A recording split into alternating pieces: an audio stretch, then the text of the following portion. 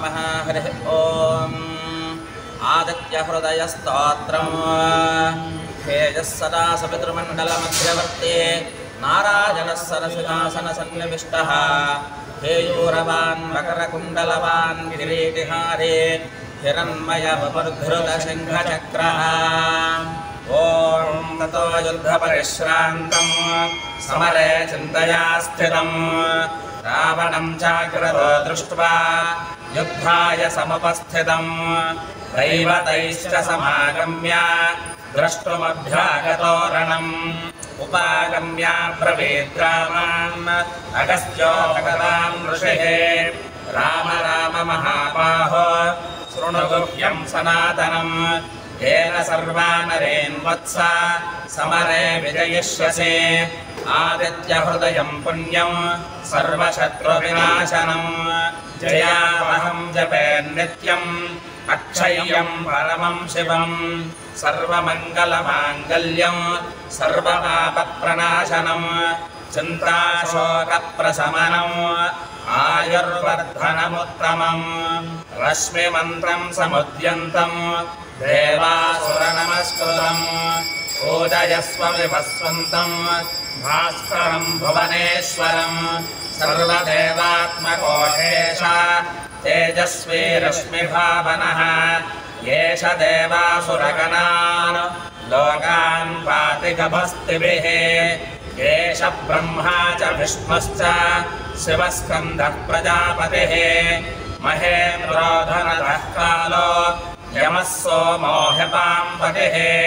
पितरो वसवः साध्या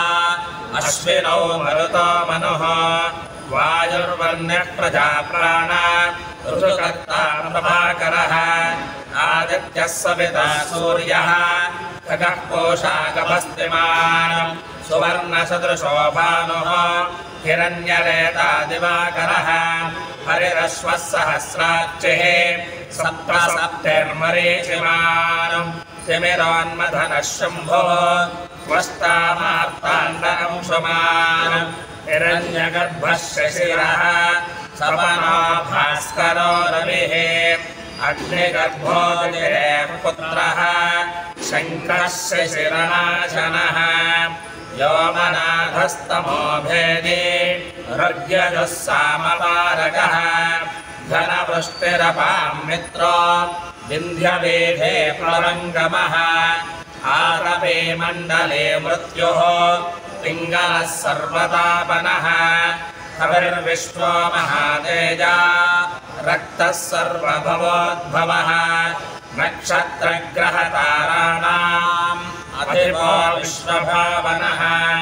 तेजसामपि तेजस्वी द्वादशात्मन्नमोऽस्तु ते नमः पूर्वाय गिरये पश्चिमायात्रये नमः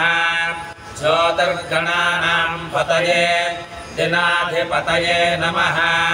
जयाय जयभद्राय हर्यश्वाय नमो नमः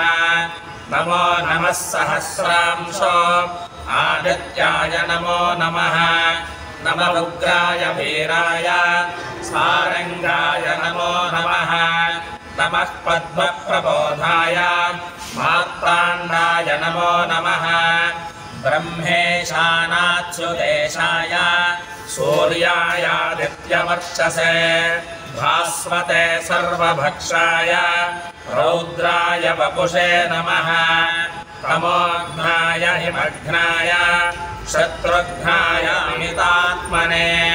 कृतघ्नघ्नाय देवाय ज्योतिषां पतये नमः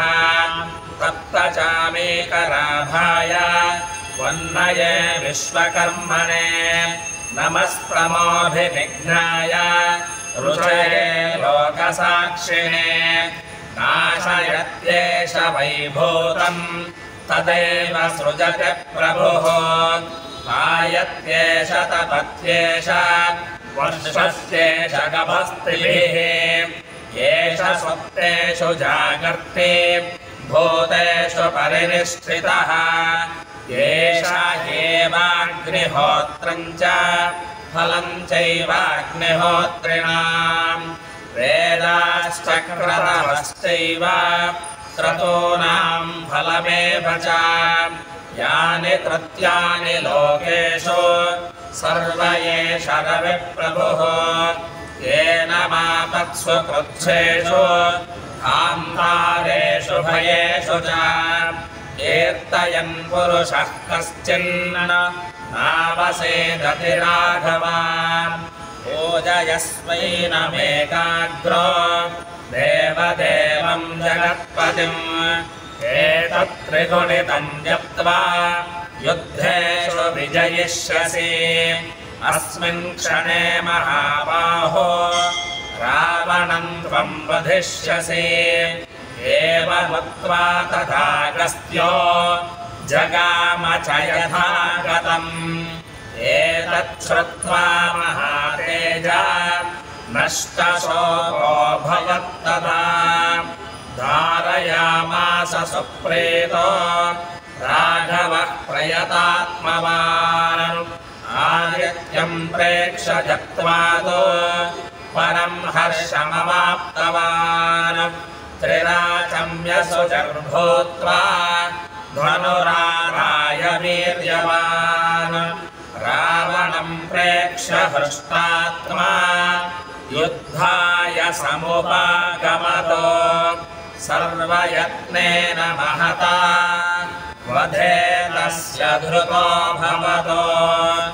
अधरविरवरं निरीक्ष्य रामम् मुदितमनः परमं प्रहृष्यमानः निशिचरपति संक्षयं विदित्वा सुरगणमध्यगतो वचस्त्वरेति इति श्री आदित्यहृदयस्तोत्रं सम्पूर्णं हरिः ओम्।